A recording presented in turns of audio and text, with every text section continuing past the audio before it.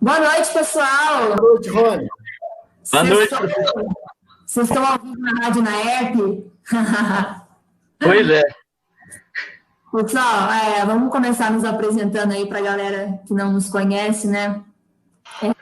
Juliana, sou aluna da 8ª etapa do curso de jornalismo. Rony também está comigo, né? Para a galera entender o que a gente vai fazer aqui hoje, no último ano do curso, no último semestre, né? A gente desenvolve um projeto de jornalismo multimídia, no qual a gente produz conteúdo em diversas plataformas sobre um determinado assunto, né? No nosso caso, eu e o Rony, nós somos uma dupla, somos os fundadores do Jovem Politizado, né? Nós temos blog, estamos no YouTube, Spotify, redes sociais, depois vamos divulgar aqui para vocês. Eu escolhi falar sobre política nesse projeto, sempre pensei que quando chegasse no último ano eu gostaria de fazer algo relacionado à política, porque é algo que eu gosto muito, é algo que eu considero de utilidade pública, né? A gente entender o mínimo, pelo menos, né, como cidadãos, e saber conviver na nossa democracia, né? O mínimo que a gente pode fazer é participar e saber usufruir do nosso regime. Então, eu acho importante a gente falar sobre esses assuntos. Acho que poucos jovens falam e consumem conteúdo sobre isso, né? Então, por isso que a gente quis criar esse projeto que chama-se Jovem Politizado, né? Justamente para trazer uma linguagem de jovem, para ensinar política de um jeito mais descontraído possível, né? São conteúdos educativos mesmo, né? Não com crenças ideológicas, pelo contrário, a gente quer sempre levar um conteúdo educativo e informação para todo mundo. Então, para fazer parte desse projeto, né? Eu não estou sozinha, eu estou com o Rony, que também faz parte. Se quiser se apresentar aí, Rony, falar um pouquinho sobre você, o que está achando do projeto, né? Estamos um mês já, né, Rony, fazendo? Já estamos aí esse tempo. Eu acho, 2 meses. Boa noite a todo mundo que está aí nos assistindo, nos acompanhando. Meu nome é Rony, como a Paula bem disse. Nós estamos aqui na última etapa do curso de jornalismo, na nossa reta final, e ela me propôs esse tema político, e eu aceitei, com certeza, e porque a gente acredita que é um tema que ele é muito, que precisa ser desmistificado no meio da juventude. A galera, às vezes, vê alguns termos, vê algumas coisas e não entende nada do que a gente está falando, e um segredo para a gente sair, às vezes, de um cenário ruim é a gente entender um pouco sobre a política. Esse está aí um segredo, e então a gente começou aí com esse blog, com esse intuito de ser um conteúdo educativo. Mas sem mais delongas, Paulinha, vamos apresentar o nosso tema de hoje e, consequentemente, o nosso convidado. Bora lá, né? Faltando 2 dias aí para eleições municipais, né? E também logo depois das eleições dos Estados Unidos, né? Presidenciais, a gente vai falar sobre a democracia, com foco na brasileira aqui hoje, mas acho que vai repercutir o assunto, né? Não tem como. Mas por que a gente quer falar sobre a democracia brasileira, né? Eu e o Rony, a gente vem produzindo conteúdo de política já há 2 meses, né? Por conta desse projeto, e a gente vem vendo muitas notícias, muitas pautas falando sobre a insatisfação do regime democrático, né? Talvez principalmente pela polarização política, que desde 2013, principalmente, vem dividindo o país, né? Muitas pesquisas apontam que esse seja um dos fatores. E a gente trouxe aqui alguns dados recentes para mostrar para vocês. Em 2019, pesquisas divulgadas pela Pew Research Center e pelo Instituto Ipsos mostraram que no Brasil, 83% dos entrevistados estão insatisfeitos com o modelo de democracia atual. Uma pesquisa recente de junho, realizada pelo Datafolha, apontou que 81% dos entrevistados consideram o uso de fake news na política como risco à democracia, e 68% consideram as manifestações de rua contra os poderes como atos perigosos também para o regime democrático. Então, eu acho que vários são os fatores que trouxeram esse cenário que a gente está hoje, né? Seja pela polarização política, seja também pela descredibilização da mídia, talvez outra coisa que a gente vai acabar falando aqui, enfim, seja por essa mudança de governo, né? Um governo de extrema-direita que veio depois de 14 anos da esquerda no poder. Então, acho que o Brasil mudou aí da água para o vinho, né? E isso traz alguns efeitos, né? Para a população se acostumar. Então, é por isso que eu vou falar sobre esse tema, poder apontar quais são as possíveis causas e consequências dessa fragilização da democracia, o que a gente pode esperar para os próximos anos, como que a gente pode contribuir como cidadãos para despolarizar esse ambiente, se é que tem como, né? E para responder tudo isso, a gente convidou o professor Bufa, que o Rony vai apresentá-lo rapidinho. Isso aí, galera. Já que a gente vai falar de assunto grande, a gente tem que trazer gente grande para conversar com a gente. Então, hoje a gente está tendo a honra de receber o professor Marcelo Bufa, que tem licenciatura em Ciências Sociais pela Unesp, mestrado em Ciência Política pela UFSCar e atualmente é docente da UNAERP, nos cursos de graduação em Administração de Empresas, Relações Internacionais e Serviço Social. Bufa, obrigado por aceitar o nosso convite. Pode complementar aí a apresentação, fica à vontade aí. Poxa, sou eu que agradeço o convite, Paula, Rony. Agradeço aí ao Andrei pelo suporte, né? Parabéns também ao professor Gil pela iniciativa aí, né? Pela tarefa que ele está passando a vocês e para vocês mesmos, né? Que aí, dada a preocupação com relação à política, tá? Enquanto a gente vem acompanhando um processo de abstenções, né? E como a Paula bem colocou, um desalento com a política, tá? Então, eu acho que é super, né? É muito bom vocês estarem tendo essa iniciativa de estar trazendo esses programas para os jovens, né? E estar trazendo para a Rádio Unaerp o debate sobre política, tá? De forma que ele possa ser, então, qualificado, né? E não só, assim, algo muito baseado em juízos de valor, só com opiniões de candidatos, etc. e tal, né? É muito importante para a ciência política a abertura que tem para poder ter uma participação com embasamento focado aí na nossa metodologia. Mas, enfim, né, como você bem disse, né, eu aí, né, sou formado em Ciências Sociais pela UNAERP. Eu também fiz graduação em Administração de Empresas, né, às vezes, mas foi aí, depois disso, eu acabei indo para Ciências Sociais e me interessei muito pela ciência política. E aí depois eu segui um caminho, né? Também depois de um tempo, eu passei dando aula 8 anos em colégio de História, Filosofia, Sociologia, e depois me engajei na política, né? Pelo Partido dos Trabalhadores, né? Ocupei alguns cargos na direção municipal. Posteriormente, eu pude participar com muita satisfação do governo Oswaldo Barba em São Carlos, onde ele me deu a oportunidade de ser secretário aliás, de ser diretor de gestão de orçamento na Secretaria de Cidadania, onde eu pude aprender muito a trabalhar com o sistema de serviço social no Brasil, né? Com o CRAS, com o CREAS, né? Todo esse sistema do SUAS. E, posteriormente, eu tive a oportunidade de trabalhar na Câmara dos Deputados, com o deputado Newton Lima, também do PT, mas aí foi até 2015. Depois disso, aí eu me engajei mesmo na carreira universitária. Quem sabe um dia aí, né? Porque quando eu conseguir terminar meu doutorado, eu volto a me engajar aí na política, porque vontade de querer mudar as coisas não falta, cara. O problema é uma questão de conciliar tempo, trabalho, estudo, entendeu? Então a gente vai colocando a vida mais ou menos em etapas aí para conseguir fazer tudo que a gente tem vontade. Mas já fez muita coisa, né, professor? Tá? Gosta muito, como você falou, da administração para a política, né? Não é qualquer um que está nesses dois termos, né? Mudou tanto, né? De área e fazendo um pouco de tudo. Sempre mudar de área é complicado, né? Sempre quando você muda de uma carreira para outra, você tem que começar a construir a carreira novamente, né? Então, quando eu era professor de colégio, era uma carreira, depois eu parei para entrar na política. Aí depois, quando eu voltei a ser professor universitário, você começa tudo do zero, começa de novo, né? Mas isso é bacana na vida, você ir mudando, tentando coisas diferentes, entendeu? Pena que, assim, o nosso país, né, não oferece tantas oportunidades, assim, para as pessoas poderem ir tentando as coisas, né? Normalmente, o que acaba acontecendo é que o trabalhador acaba se agarrando naquilo que ele consegue para poder, no caso, tocar sua vida, né? Mas, assim, é que eu falo para as pessoas, enquanto você tiver oportunidade, né, toca a coisa, testa e vive, né? Porque isso é vida, na verdade, né? Com certeza. Independente da área que o senhor atuou, né, tanto na área política quanto como professor, são áreas que a gente tem em graus diferentes, em escalas diferentes, poder de realmente mudar, né, de influenciar, de mudar o mundo, de certa forma. Então, muito legal ter o senhor aqui com a gente, ter você aqui com a gente, e a gente está muito feliz por isso. Sem mais delongas, vamos entrar então já no assunto. A gente está falando aqui sobre essa fragilidade, essa fragilização na democracia, mais especificamente a brasileira, mas a gente pode até refletir isso numa escala mais global. Professor, a gente pode realmente afirmar hoje que a democracia está fragilizada? Quais são esses sinais? Então, eu entendo que o que está bastante fragilizado, Rony, necessariamente depende, né? O que a gente entende por democracia, entendeu?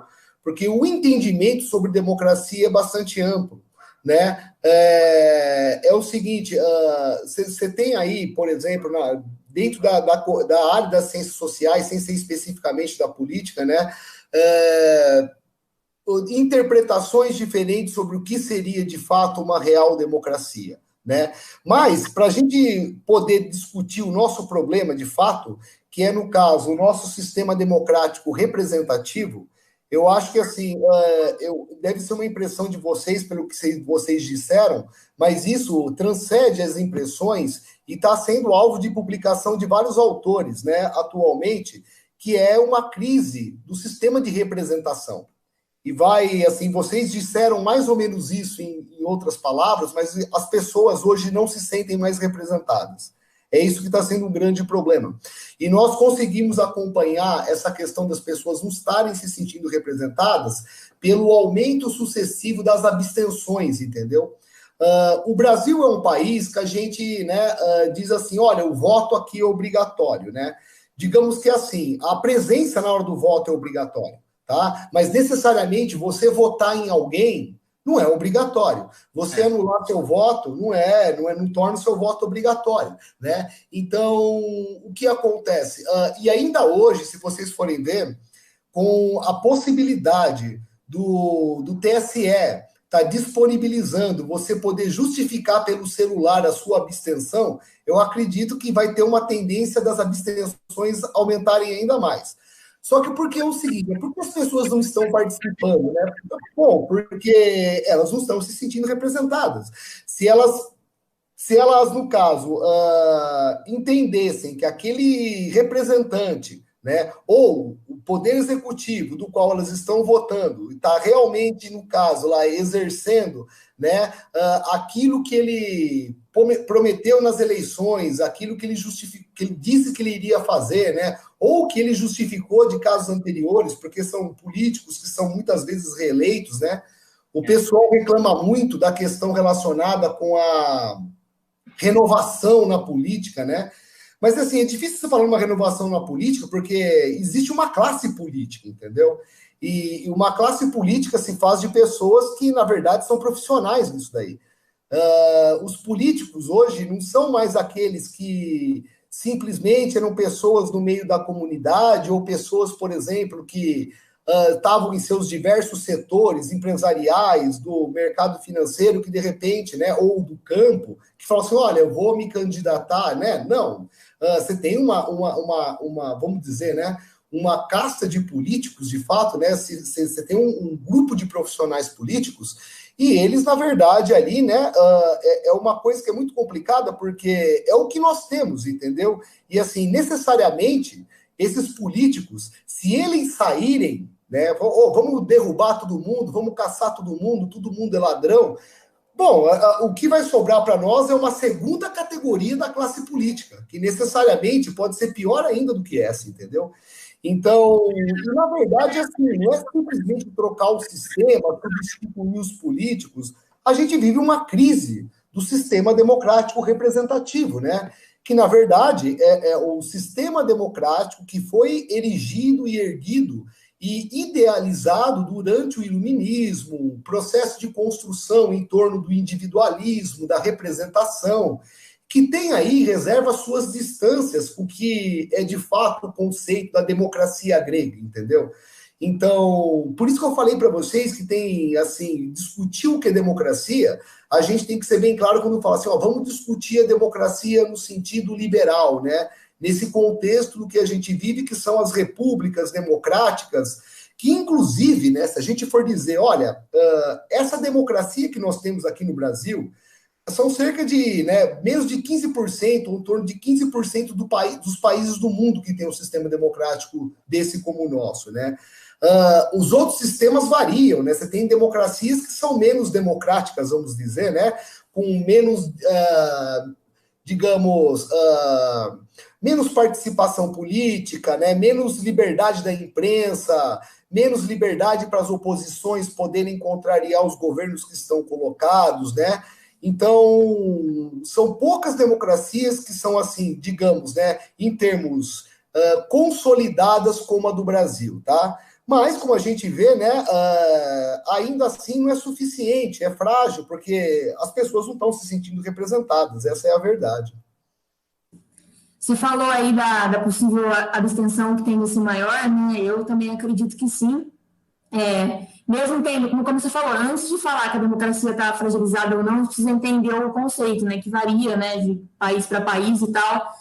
Mas, como você falou, a gente viu essa dificuldade dos Estados Unidos, né, de fazer as eleições, né, todo mundo falando, nossa, olha como a gente tem um sistema democrático e eleitoral bom e as pessoas não valorizam, né? E realmente, essa falta de representatividade, né, o voto é obrigatório, as pessoas vão lá e elas votam, mas isso não quer dizer que elas estão compactuando com aquela pessoa que ela votou.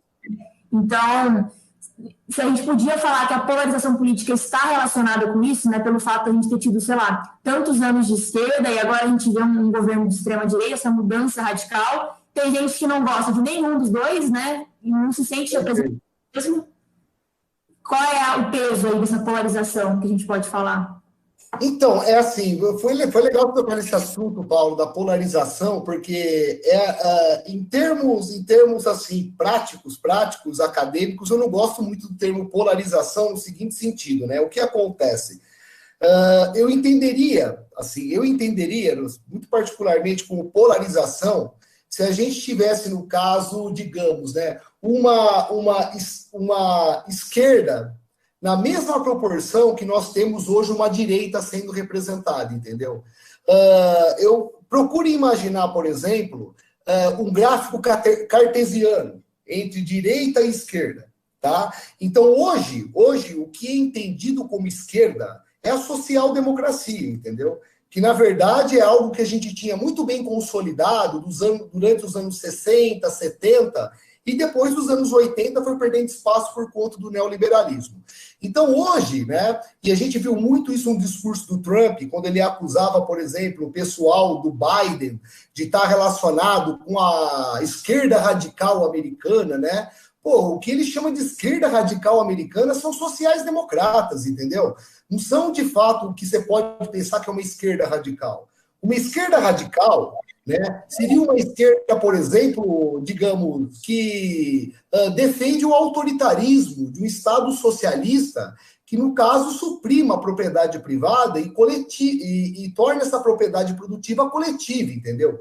Que é o caminho do socialismo, né? Hoje o que eles chamam de esquerda ou extrema esquerda está mais relacionado com a social-democracia, que vem perdendo espaço exatamente por conta da desconstrução dos direitos sociais, por conta do desmantelamento da previdência social, das leis trabalhistas, entendeu? Então, defender esses direitos, né, esses direitos que já estavam garantidos, hoje parece ser de extrema esquerda, né? Então, causa a impressão de que é o seguinte, né? Porra, né, a direita está ali forte e tem uma extrema esquerda lutando, né? Bom, por exemplo, né, você não pode... O PT, por exemplo, né? O PT não foi um partido de extrema esquerda, ele foi um partido de centro-esquerda, entendeu? Porque a gente percebeu que em nenhum momento o governo do PT rompeu com o mercado, rompeu, no caso, com o setor financeiro. Acho que foi a sétima ou oitava maior economia capitalista, né, no governo Lula. Então, tem uma diferença de termo muito grande, né, como você comentou aí, né? Eles apontam como se fosse da Revolução Comunista, coisas do passado, né, que estavam no Brasil, né? Exatamente. Então, vindo dessa maneira, você pensa assim, o que era o socialismo antes dos anos 90? O que eles estão pensando, que era a esquerda, o que eles estão pensando como esquerda hoje, né? O que eles estão pensando como esquerda hoje é uma social-democracia, entendeu? Agora, para quem é esquerda de verdade, para quem é esquerda, sonha, no caso, né, com realmente uma mudança na estrutura do sistema econômico, na estrutura do sistema político. As classes sociais, né? Evidentemente. Isso aí toda essa discussão está muito num campo do centro-direita, entendeu? Não está assim. Então, por isso que falar numa polarização é porque os ânimos estão radicalizados, entendeu? É assim, né? Nós vivemos um clima, nós estamos vivendo um clima que, por exemplo, né, você pode reparar, apesar do Lula, na época que ele foi presidente, né, ou mesmo a Dilma, dar várias declarações que o pessoal falava assim, olha, ele falou sem pensar, não sei o que a gente vem passando agora, né, as provocações ideológicas, né, as provocações que são colocadas no sentido de gênero, de classe, entendeu? Que são assim, né, que toda semana, né? Basicamente todo dia você vê o governo, no caso, soltar, vai polarizando, porque vai fazendo os outros setores ficarem mais raivosos, evidentemente, entendeu? Então, se você tivesse, né, digamos, um governo, né? Se você tiver um governo que se proponha a fazer um diálogo que seja menos para sua base eleitoral e mais para o comum, entendeu? Visando mais no caso, olha, eu vou governar para todos os brasileiros, né? Eu quero, por exemplo, a vacina que dê certo, tá? Se o problema da Amazônia está sendo grileiro e latifundiário, eu vou, no caso, criminalizar a posse de terras que, no caso, são devolutas, são do Estado, né? Mas não, a gente vê uma defesa, por exemplo, de setores que são assim, se defender, por exemplo, que nem foi feito agora, né? Acho que foi hoje ou ontem, né? Defender terra grilada, né? É uma coisa que é complicada, né? Porque aí eu acho que até os próprios setores da nossa economia, de fato, tá? As pessoas que, no caso, adquiriram terras justamente, são produtores, eles não têm interesse em ver pessoas que estão grilando terra, ocupando terra, desmatando, né? Provocando reação do mercado estrangeiro com relação a como o Brasil faz a sua produção agrícola, né? Isso não interessa para o próprio mercado constituído, né? Então, quando você faz um discurso governamental, você não sai do palanque, como foi o próprio governo Trump, né? E não traz isso, né? E traz isso para dentro traz isso para dentro do púlpito do presidente, né? Para dentro do governo, e se posiciona, falando para uma base, como isso sempre fosse uma eleição durante já fez 2 anos que parece que a gente está numa eleição, como o governo Trump, parece que foi 4 anos que o cara estava numa eleição, entendeu? Pô, a gente precisa que alguém... O diálogo dos políticos interfere, como você falou, né? Talvez conversar com uma minoria ali dos interesses dele, né?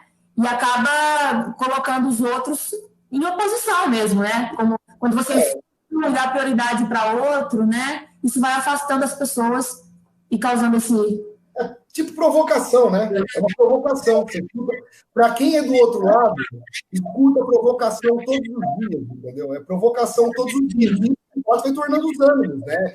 E aí polariza a galera, isso que o pessoal está dizendo. Você fica com um grupo que não suporta ver o outro. As pessoas brigam na família, as pessoas brigam no emprego, né? Lógico. Todo mundo vai lá discutir o que foi falado, e as pessoas divergem, né? Se você tivesse um governo que acontecesse governando, administrando, e sem, né, elevar os ânimos, a gente não estaria vivendo um cenário assim, acredito. De fato, essa questão que você falou da polarização está nascendo mais no povo, chega a ser bizarro. Porque, por exemplo, a impressão que a gente tem é que na cabeça das pessoas, da população de modo geral, tem 2 lados, e ou você tá de um ou você tá de outro, necessariamente, né? É tudo muito extremo. Também, né? Coloca a gente em caixinhas, como só existem esses 2 extremos. Exatamente. É tudo muito extremo, a gente vê isso nas eleições. A gente vê isso nos partidos, né? Um para lá, outro para cá. Às vezes nem é necessariamente, mas você ou é comunista ou fascista necessariamente aqui no Brasil. Não tem uma terceira coisa para você ser aqui nesse Brasil, senão uma dessas duas. E a gente vê também que esses níveis de polarização eles vão transcendendo algumas coisas. Por exemplo, hoje no nosso governo atual, a gente vê os poderes se atacando bastante também. Ok, os poderes, cada um ter a sua legitimidade ali, cada um ter a sua autonomia. É para isso mesmo que eles foram divididos, justamente para não ter uma pessoa só regindo todos eles, né? Para a gente não ser uma autocracia aqui. Mas a gente vê o executivo atacando muito o nosso legislativo, apoiando, por exemplo, manifestações para falar o fechamento do STF. Ao mesmo tempo, a gente vê ministros do STF falando necessariamente o presidente é nazista. A gente vê ataques de todo lado. Isso, de certa forma, não fomenta essa polarização e faz com que as pessoas cada vez se sintam mais contra a democracia e volta tudo para algo meio cíclico. Não sei, o que você pensa a respeito? Então, eu acho, cara, a gente vive uma época meio diferente, né? Porque parece que é assim, os políticos, né, não todos, né, mas grande parte deles aí, e muitos estão no poder, estão se comunicando mais por redes sociais do que propriamente se comunicando oficialmente, né? Então, às vezes, você fica esperando a declaração na página do cara, ao invés de ele se declarar, então, enquanto autoridade. E aí fica difícil mesmo para o cidadão comum, né, poder fazer aquela distinção, porque, peraí, o cara tá dando a opinião dele como político, como autoridade, ou ele, né, vai dar a opinião dele, tá dando como presidente, né? E aí, então, a gente está vivendo um momento que é assim, aquele negócio de todo mundo poder dizer e publicar o que está falando por conta dos meios de comunicação, tá, no caso, dentro da política também hoje, entendeu? Então, fica difícil a gente separar, né, o presidente, né, o governador, o prefeito, o deputado, o vereador, do cara que está na internet ali dando as opiniões dele, e de repente, né, é assim, eu acho que ainda, cara, quando o cara está na Câmara, quando o cara está no Poder Legislativo, ele é um representante, entendeu? Então, enquanto representante, ele realmente representa uma parcela da sociedade, né? O cara foi eleito pelo agronegócio, ele vai defender o agronegócio. O cara foi eleito pelo... Né, e não se iludam que não seja assim. Ele foi eleito como deputado, como vereador, por um determinado... Por isso que eles são chamados de representantes. Mas do poder executivo, entendeu? É assim, o cara assumiu, tem que, no caso, assumir a postura dele, ó, vou governar para todos agora, porque, afinal de contas, né, é a gestão pública, entendeu? É orçamento, são projetos, né? Nós trabalhamos muito assim, é muito complicado quando você começa a ideologizar uma questão que começa a afetar, por exemplo, né? Olha, eu não concordo, por exemplo, com programas de transferência de renda. Não é uma coisa que deva se concordar ou não, né? Você não pode deixar a população do seu país, no caso, sucumbir e a gente ficar atingindo aí, né? Como saiu os dados, né? Acho que são 50 milhões de pobres hoje, né? 53 milhões de pobres, acho que saiu, e 13 milhões de pessoas que estão chegando abaixo da linha da pobreza. Nós estamos voltando em números que eram anteriores aí à década de 10, entendeu? E isso, aliás, à década de 2000. Isso é muito complicado, porque, né?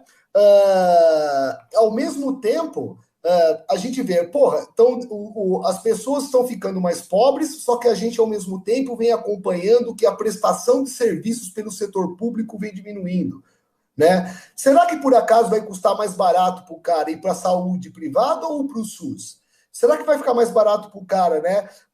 No caso de saneamento básico, que é um direito constitucional, como vários outros, né? O cara pagar para um setor privado, para acionistas, ou ter uma empresa pública que faça o gerenciamento e cuide disso, né? Diante do interesse de todos. Tá? Eu quero saber se, por exemplo, né, em questão de saneamento, o capital vai chegar em uma região que está muito longe, que as pessoas, por exemplo, não possam pagar, entendeu?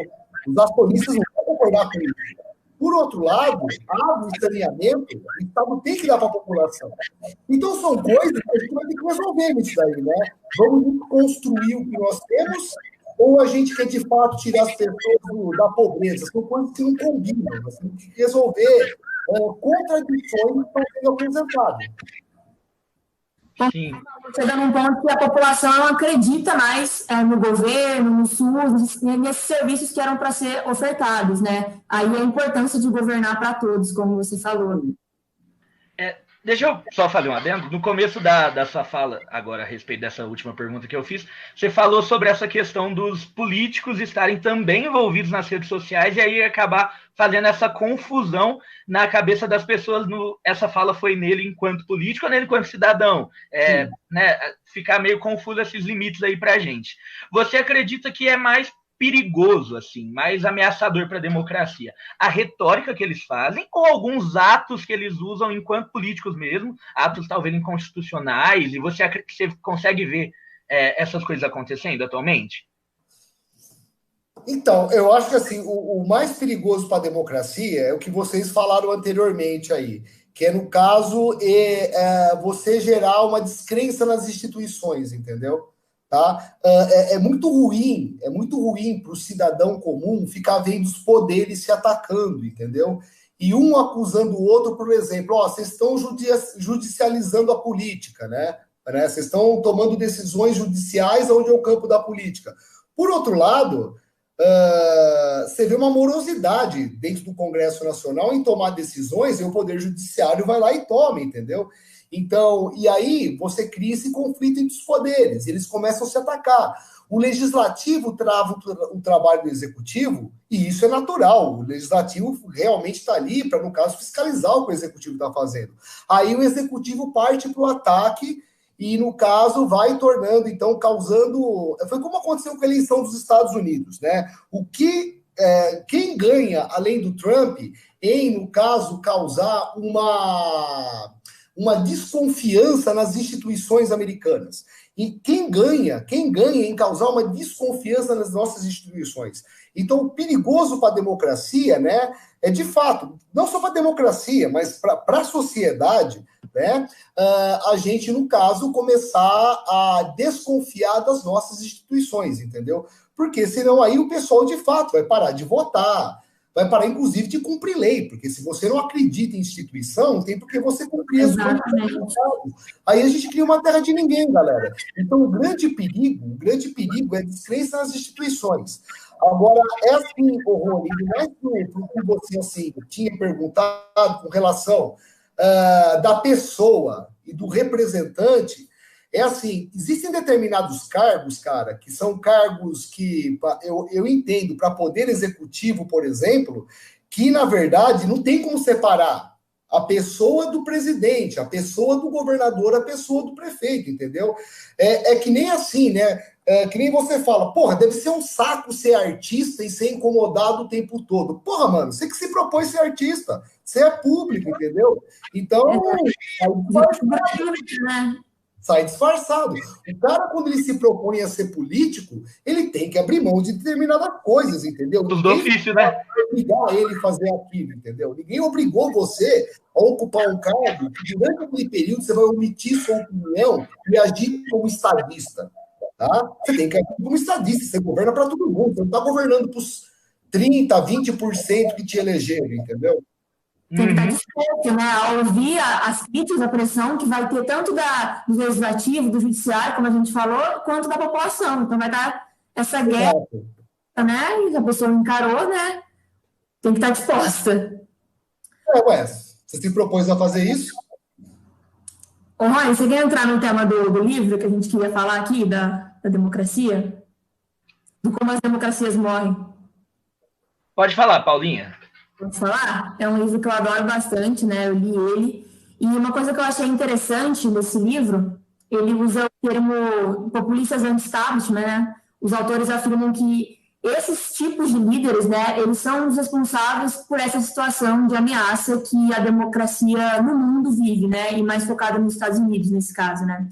Esses populistas anti-establishment seriam as figuras autoritárias e antidemocráticas, né? Ele dá o exemplo do Trump e do Bolsonaro no Brasil. Você acredita que esse perfil tem, de fato, uma relação com essa fragilização? O mais louco, assim, Paulo, é que, assim, olha, por exemplo, você está falando de pessoas que, né, como coloca no livro, que são contra a democracia e, por outro lado, elas chegaram no poder por via da democracia. E, ao mesmo tempo, né, a prática dele, o discurso deles não é nada democrático, entendeu? Evidentemente, as instituições vão barrar atitudes desses atores políticos, que as instituições vão barrar até o limite delas, né? Que esses atores políticos que falam que, olha, eu vou fazer isso ou vou fazer aquilo, por exemplo, né? Assim, vamos supor que o Bolsonaro, né, que o presidente realmente fosse usar pólvora contra os Estados Unidos. Isso não é uma decisão dele. Qualquer presidente aí de um país presidencialista democrático, para usar a pólvora, tem que pedir autorização para o Congresso, entendeu? Então, uma coisa que eu falo é a retórica, é o comportamento do cara, outra coisa é o que ele pode fazer. A gente fala para assustar mesmo, né? E de fato assusta, ameaça, né? Sem ter a possibilidade de acontecer aquilo. A grande ameaça é essa, porque o que acontece? Eles, por esse discurso, eles vão fragilizando a democracia, entendeu? E aí é o seguinte, até que ponto isso pode ir? Né? Até que ponto uma pessoa que fragiliza a democracia, 8 anos no poder, até onde ela pode levar, entendeu? Porque em 4 anos é um estrago, e 8 é um estrago maior, porque a pessoa, quando está na presidência da República e ela tem uma base constituída no Congresso, ela tem poder de atuar, de ir mudando leis, entendeu? Como a gente foi vendo que vai acontecendo, você vai alterando leis, vai desconstruindo conselhos, né? A gente tem construção de conselhos, por exemplo, né? Conselhos nacionais no Brasil que funcionavam há muito tempo, a paridade popular deles diminuiu muito, tá? As pessoas geralmente elas conhecem muito a democracia representativa, que é essa democracia do voto que a gente tem, que vota de 2 em 2 anos e tal. Mas a democracia não é só isso. Tem conferências, conselhos, alguns municípios têm orçamento participativo, que são vias representativas de participação. A política não se restringe só à participação eleitoral na época de eleição. Você pode fazer política quando nem sendo político de fato, mas aí você vai ser um cidadão político, né? Durante aí full time, você pode participar de associações, enfim, né? Tem organizações políticas, entendeu? O problema é quando você, no caso, começa a desconstruir uma estrutura que já existe para que, no caso, a sociedade civil participe mais, eu acho que vocês estão certos. Você está começando a caminhar para um Estado autoritário, porque é um processo, você vai desconstruindo. Da mesma maneira que os nossos direitos foram construídos vagarosamente, eles vão sendo desconstruídos vagarosamente também pelo outro lado. Assim que eles têm oportunidade de fazer, eles assumem o poder e desconstroem.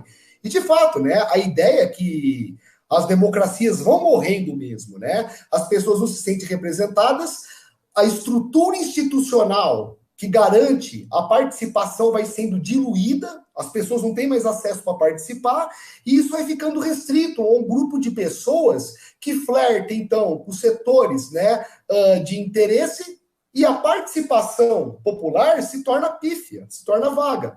E aí a política é para poucos, galera. Aí vai se tornar para poucos, vai se tornar algo para aristocratas, né? A gente vai ter uma política voltada a poucas pessoas.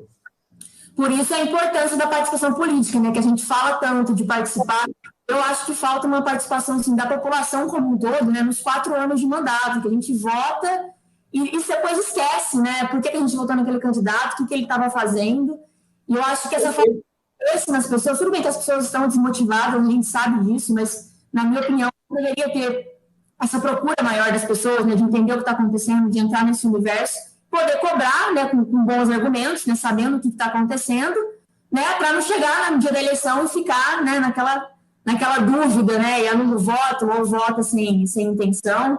E como se isso continua, né, se essas parcelas vão ficando cada vez menos participativas, aí enfraquece mais ainda, né? De fato, vai enfraquecendo, né? É interessante, as pessoas têm que se sentir motivadas a participarem, não é a participar de conferências municipais, em áreas, né? Só que municipal, né, que é do dia a dia aqui. Eu pergunto para meus alunos, vocês sabem de alguma conferência na área de vocês? Vocês já ouviram? A galera não sabe. Por quê? Não é culpa necessariamente do cidadão. Isso não é divulgado, entendeu? Não está na nossa cultura, entendeu? O próprio governo, ele tem que ter uma responsabilidade em fazer as pessoas participarem desses organismos que existem. Assim, eles têm verba publicitária para isso. Faz divulgação, entendeu? Vocês estão nessa área, né? Jornalismo, publicidade e propaganda, entendeu? Faz divulgação que deve ter conferência, faz divulgação que existe um conselho para tratar desse assunto, para as pessoas que estão interessadas saberem que aquele negócio existe para elas participarem. Né? Porque, repito, tá? Política dos caras que são eleitos é só a ponta do iceberg, entendeu?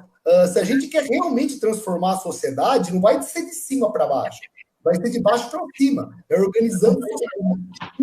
Porque organizando a sociedade civil, a gente vai conseguir, de fato, fazer uma pressão dos interesses que realmente são interesses da própria população, né?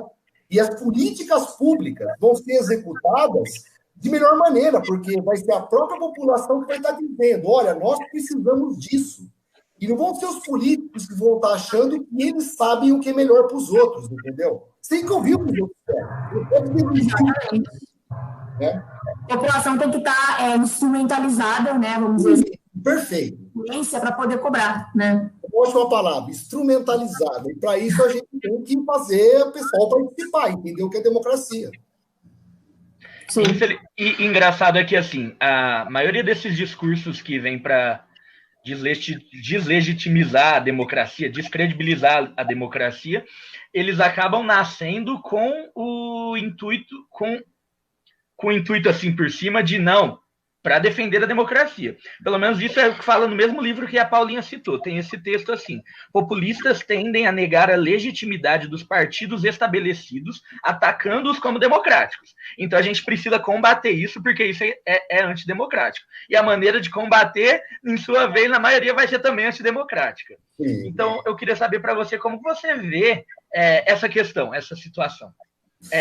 Corre esse risco, essa linha muito tênue nesse combate contra esses atos, essas falas, essas coisas antidemocráticas, a gente acabar também tentando calar essas pessoas e não sei, é bizarro, né? É muita coisa que tem. Olha, só fazendo lá dentro, que aí ele já responde tudo certinho. Você falou, existe esse ataque contra os antidemocráticos, né? E o livro também fala de um ataque de antipatriotas, né? Então, trazendo para o Brasil, isso é muito nítido, né? Que a esquerda chama a direita de um governo antidemocrático, e a direita ataca a esquerda de ser antipatriota, né? De não levantar a bandeira. Então, enquanto os dois lados ficarem se atacando, né? Até que ponto a gente pode sofrer consequências, você acha? Eu acho que é o seguinte, o que existe, na verdade, eu vou parafrasear um autor que atualmente eu estou muito afeiçoado a ele, que é um autor chamado Jacques Rancière. Ele escreveu um livro atualmente que se chama Ódio à Democracia. Na verdade, é o seguinte, né? Galera, é assim, eles não querem democracia. A democracia, eu não sei se vocês já ouviram falar do conflito que existe entre entendimento de consenso e conflito. Tá? Assim, vamos procurar o consenso. A política não é o campo do consenso. A política é o campo do conflito. Tá? As pessoas têm divergência porque a vida material delas é diferente. Entendeu? Não dá para dizer que o interesse de todos possa ser igual. Isso é tão utópico quanto falar que um dia vai existir qualquer outra utopia que a gente possa imaginar. As pessoas... Mas desigual como esse, né? Não tem como a gente nivelar. Mas, de fato, assim, existiu uma diferença básica entre pobres e ricos. Nós temos antagonismo na sociedade, entendeu? Então, a política e a democracia tem que se fazer campo do debate, do conflito, para que, dentro disso, né, assim, recapitulando Maquiavel, a gente possa realmente constituir as melhores leis, entendeu? Sempre quando alguém, o consenso é uma mentira. Porque sempre quando alguém é vencido na arena política, sai descontente. Não adianta você falar assim, a pessoa foi vencida, mas ela saiu feliz. Porra, quem sai feliz quando sai do embate político, entendeu? Veja o Trump. Né? Os próprios republicanos ali, várias áreas, como a área da família Bush, estão criticando. Olha, ele perdeu, entendeu? Mas aí... É interessante, né, que o Trump, desculpa interromper, né, que tem a ver, ele aceitando esse resultado, né, demonstra essa crítica à democracia, talvez, não aceitar o sistema democrático, de que, né, não foi o resultado que ele gostaria. A democracia é ruim quando eu perco, entendeu? Quando eu perco, a democracia é ruim, sabe? Exatamente. Eu falei para vocês, a desconstrução dos canais democráticos denota o ódio pela democracia, né? A luta pelos direitos, a luta por igualdade, a resistência, isso é visto como radicalismo, entendeu? Isso é visto como radicalismo, tá? Sempre se radicaliza o lado daquele que é divergente do seu. Nas relações internacionais no curso, eu costumo falar para a galera, assim, olha, presta atenção, a gente tem que tomar muito cuidado com quem a gente chama de grupo terrorista, por exemplo. Porque muitas vezes o grupo terrorista é um grupo de resistência, de alguém que foi ali, no caso, conquistado, invadido e está resistindo, entendeu? é que a história é contada pelos vencedores, né? Então, quem vence um confronto político fala, olha, chegamos ao consenso, né? Pô, é difícil. Quer ver? Vamos pensar, a Guerra da Secessão nos Estados Unidos, né? Eles fizeram aquela guerra para acabar com a escravidão. Eu não sei se algum de vocês dois se convence que o sul dos Estados Unidos aceitou o fim da escravidão, porque a maneira como o pessoal é tratado lá até hoje, pô, isso foi em 1875, entendeu? Então era extremo, não tem como aceitar, né? Como você falou, é uma disputa. Não existe consenso. A política é a arena do conflito. A gente tem que aceitar que existe o conflito e aceitar que tem opiniões divergentes. E é um campo de disputa, entendeu? E aceitar que os outros também conquistam quando a gente perde. Esse é o problema. E o ódio à democracia, a desconstrução da democracia vem nesse sentido. Eles vem num sentido de querer tornar a democracia menos democrática. Então, a gente vai deixar de ter uma democracia popular, Paula e Rony, para passar a ter democracias mais aristocráticas, entendeu? Democracia que, na verdade, foi como foram repúblicas antigas, que você tinha ali, no caso, os grandes proprietários rurais, as grandes famílias, que mandavam um sistema democrático que nem a República Romana. O povo excluído. Né? Disfarçado de democracia. Então você vai ter um povo que não participa, um povo que é excluído e uma política que, assim, em termos teóricos, subjetivos, intangíveis, né, abstratos, é democrática. Mas em termos concretos e práticos, você tem uma população excluída que está ali, no caso, respeitando a vontade de uma elite constituída por fatores que vão de cada sociedade aí. Professor, você falou aí de como que a política ela é um duelo, né, uma disputa. Eu acho que assim, a gente chega no limite quando não consegue mais respeitar a vitória do outro, né? Não consegue mais respeitar essa pluralidade de ideias, que é o que a democracia defende. E aí a gente chega nesse ponto de intolerância que a gente está hoje, né, e de ódio. Eu acho que aí a gente deveria colocar na balança, né, essa questão. Mas assim, é complicado, né? Porque depende das declarações que são ditas, né? Eu sei lá, às vezes até eu escuto algumas coisas e pega no fígado, entendeu? Então eu imagino as pessoas que, por exemplo, né, passam por necessidades, têm problemas relacionados às coisas que são ditas diariamente, entendeu? A gente vive um cenário hoje, né, muito extremo, né? O que a gente né, na televisão, dos políticos, é difícil não se emocionar, é difícil não querer brigar, né? Parece que mesmo que acabe a eleição, parece que a gente vive um clima de eleição permanente, entendeu? A eleição acabou, o cara foi eleito, só que parece que ele continua no palanque ali fazendo campanha, né? Então, de fato, aí é extrema das posições. Muita euforia, né? De fato. Professor, a gente tem visto também uma onda de ataques à imprensa, à mídia. Nós, como jornalistas, nós vemos muito isso. Você acha que isso também está aí nesse pacote dessa estratégia, não necessariamente estratégia, mas dessa onda que acontece aí da polarização e dos ataques uns aos outros, descredibilizar a imprensa é vantajoso também? É assim, né? A imprensa é boa quando ela fala mal do meu inimigo, mas ela é ruim quando fala de mim, entendeu? Então, isso é muito relativo. Mas em países democráticos, o papel da imprensa é fundamental, porque se não for no caso, né? Como que o cidadão que trabalha 8, 10, 12 horas por dia vai acompanhar o que está acontecendo se não for pela imprensa, entendeu? Quem vai denunciar muitas coisas se não for a imprensa? O que, na verdade, a gente precisaria, assim, é responsabilizar, não é no caso censura, entendeu? É responsabilizar a imprensa se, por acaso, algo que se criou, algum fato, alguma coisa prejudicar alguém, ser tratado como um caso criminal, né? Olha, vocês, no caso, divulgaram algo, fizeram, né, publicaram alguma coisa que não é verdade, foi provado. Então, quem fez isso tem que pagar. Isso acontece com qualquer pessoa, não é uma questão de censura, entendeu? Mas ainda assim é uma resistência por parte de alguns setores da imprensa, né? Mas é fundamental o papel da imprensa. né? É fundamental, tá? No sentido, em um país democrático, né? Um país que se propõe a fazer uma democracia representativa. Nesse modelo que a gente vive, não existe sem imprensa. Se você censurar a imprensa, a gente já sai daquelas 15% de democracia que eu estava falando para vocês. É tão fundamental o papel que ela é um dos eixos básicos para a gente medir o quanto uma democracia é mais consolidada ou menos consolidada. Se você cercear o trabalho da imprensa, você está caminhando para um regime autoritário. Eu acho assim, na imprensa, os caras estão indo para o autoritarismo. Eu acho que é um indicador de que eles estão querendo para o autoritarismo. Sim.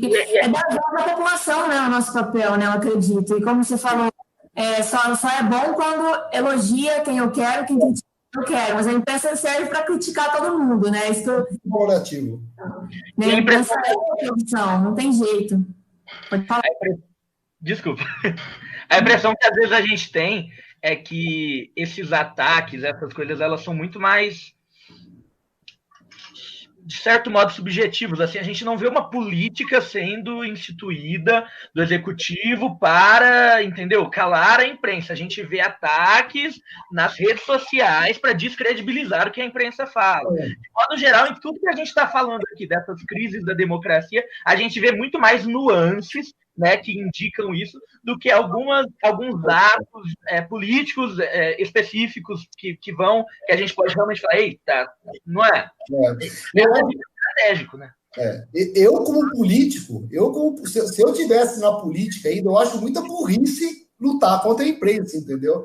É melhor você trazer a imprensa para o seu lado do que você tentar lutar contra ela, né? A capacidade que os setores de comunicação têm de te desmontar, de deixar seus adversários falar, é muito maior, entendeu? Então, eu acho uma insanidade do cara que, por exemplo, compra uma briga com a imprensa abertamente, querendo atacar os canais de comunicação, né? Evidentemente, isso não quer dizer que o quê? Se eu sentir que a imprensa está tomando lado, como muitas vezes acontece, evidentemente as pessoas podem protestar. Mas não tem esse descompasso, entendeu? Porra, né? Sempre foi muito bom quando falou mal de adversário, agora quando fala mal de mim eles estão errados. Eu acho que essas coisas não colam muito. Cola para o seu eleitorado mais fiel, entendeu? Aquele cara que quer te ouvir, acredita em você acima de qualquer coisa, vai acreditar. Agora, se você começar a ficar usando argumentos que são muito, né, convenientes, por exemplo, é desconfiar um pouco da inteligência das pessoas, né? As pessoas desconfiam, entendeu? Sim. E sem a imprensa fica cada vez mais difícil ainda da gente alavancar essa democracia, né? Sem a imprensa para dar voz, para poder dar essa transparência dos governos, né? Espero que mude esse cenário, né? Que a gente possa ser mais valorizado nos próximos anos para isso não acontecer, né? Tanto a descredibilidade como a democracia, que eu acho que andam juntos aí, as duas coisas. Perfeito, Paulo. É por aí. Professor, em relação ao futuro, para onde você acha que as coisas estão se encaminhando dentro desse contexto? Futurologia? Futurologia é complicado, hein? É muito difícil falar para onde as coisas estão caminhando, porque a coisa é muito, muito dinâmica, né? Era mais estável. Antes era mais estável. Mas eu acho que é o seguinte, cara. É assim, né?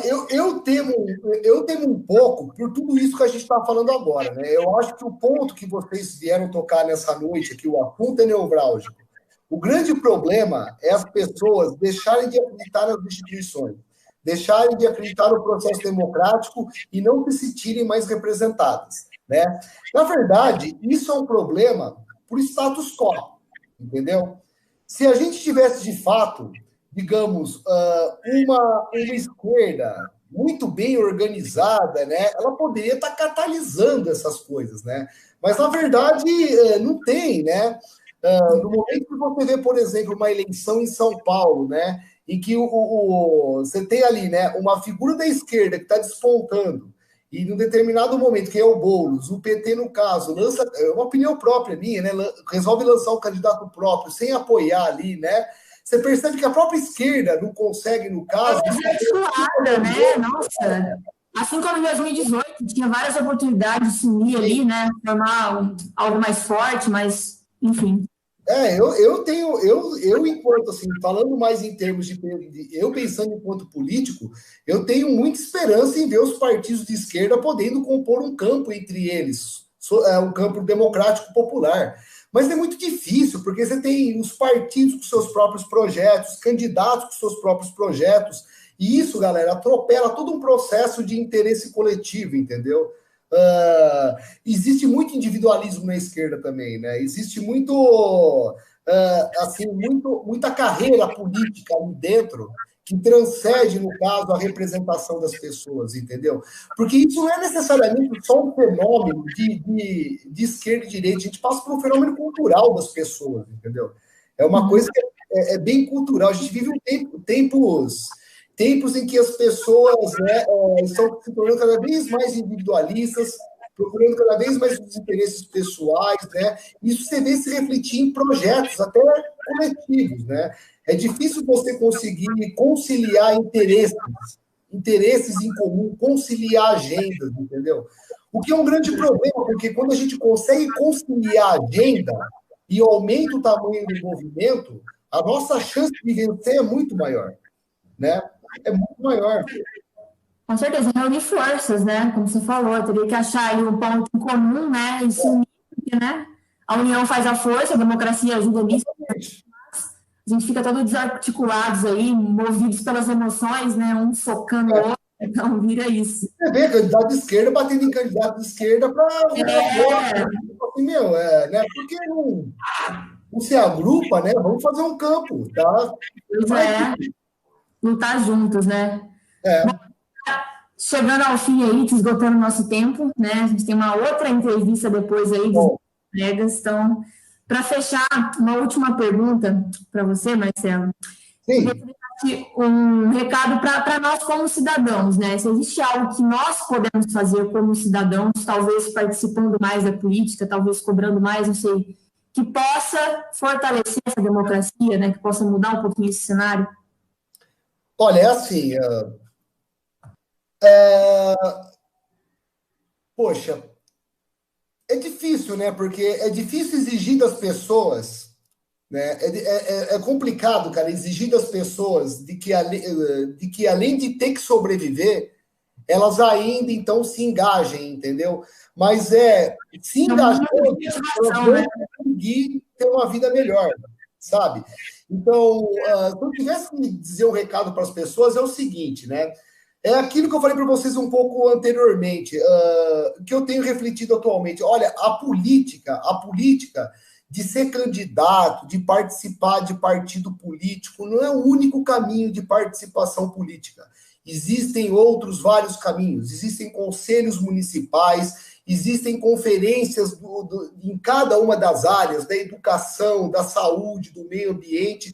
Câmara Municipal aberta aí, né, para participar. Isso é legalmente constituído no Brasil, entendeu? Os municípios são obrigados a organizar isso. E isso é uma ferramenta de participação política tão digna quanto você, no caso, participar de um partido, entendeu? Você não precisa necessariamente fazer isso. Existem organismos de participação indireta na política, que é a chamada democracia participativa, tá? Só que, como eu disse para vocês, é difícil exigir que as pessoas se engajem. Ao mesmo tempo, é o engajamento delas que vai fazer com que a vida delas acabe, no caso, se tornando melhor, e elas vão ter mais tempo para poder se engajar em outras coisas. Inclusive, poder viver a própria vida, sem ter que trabalhar tanto tempo, né? Concordo, acho que são os dos dois lados. Como você falou, a gente não pode ir na ponta do iceberg, né? A gente começa no dia a dia, começa aos poucos ali na base, mas acho que se a gente tivesse uma representação maior ali no topo, né? A gente se sentiria mais incentivado para poder lutar aí. Correto. É isso, pessoal. Conversando bastante, né? Se deixar, fica 2 horas.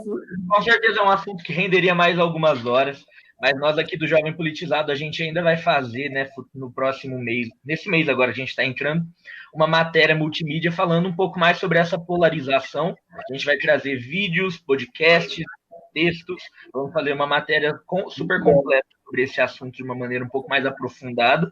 Vamos entrar em vários méritos que a gente já entrou aqui, já começamos a falar, e vamos trabalhar isso um pouco melhor. Professor Marcelo Bufa, muito obrigado novamente por aceitar o nosso convite, muito obrigado por esse tempo, por ceder desse tempo para falar com a gente. Sou eu que agradeço.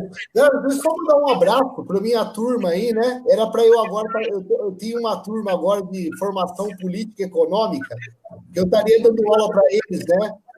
Relativo a esses assuntos aí e tal, né? A gente está falando de economia, na verdade. Eu queria mandar um abraço. Você pode participar, né? Priorizou assim esse debate, a gente agradece. Agradecer a participação deles aí, eles foram super compreensivos em me deixar participar aí da entrevista, agradeço bastante. Então, um bom fim de semana aí para eles. Eu já estou voltando para a sala online, que a gente está tendo aula ali. Vamos ter que agradecer essa turma aí. Valeu, galera, por ter ouvido ele.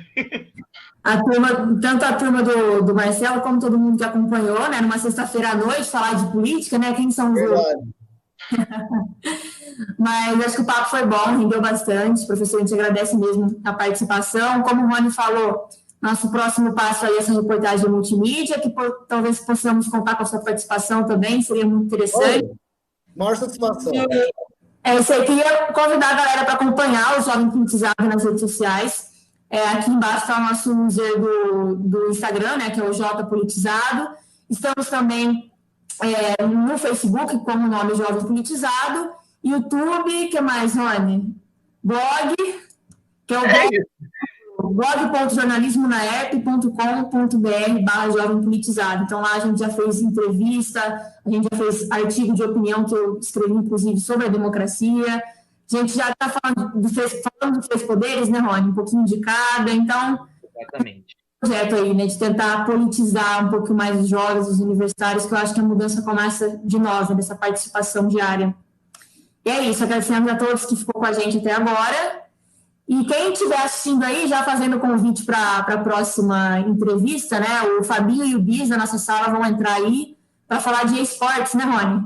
Isso, agora às 21 horas, aqui pelo mesmo canais que vocês estão nos vendo, o pessoal do Zero Anos 90 vai apresentar a entrevista sobre esportes e jornalismo de games com Breno Deolindo. Então fiquem por aí que vai ser também muito legal, muito perdido. Projeto muito legal de games aí, de nostalgia de videogames, que eles adoram, são muito bons para falar sobre isso. Então quem curte, já fica ligado aí na rádio. E uma boa noite a todos. Espero que domingo, né, todos tenhamos essa experiência, depois de tudo que a gente comentou aqui um pouquinho, né, de tentar achar uma representação, por mais difícil que seja, né? Então é isso aí, pessoal. Valeu de novo e tenham todos uma boa noite. Valeu, boa noite, galera. Valeu. Tchau, tchau.